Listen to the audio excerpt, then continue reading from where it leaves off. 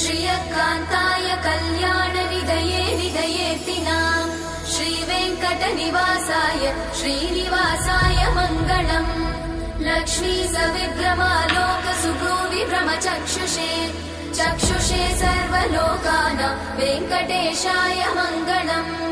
श्रीवेङ्कटाद्रिशृङ्गाग्रमङ्गलाभरणाङ्ग्रये मङ्गलानां निवासाय श्रीनिवासाय मङ्गलम्। सर्वावयव सौन्दर्य सम्पदा सर्वचेतसां सदा सम्मोहनायास्तु वेङ्कटेशाय मङ्गलम्। नित्याय निरवध्याय सत्यानन्दचिदात्मने सर्वान्तरात्मने श्रीमद् वेङ्कटेशाय मङ्गलम्। स्वतः सर्वविदे सर्वशक्तये सर्वशेषिने सुलभाय सुशीलाय वेङ्कटेशाय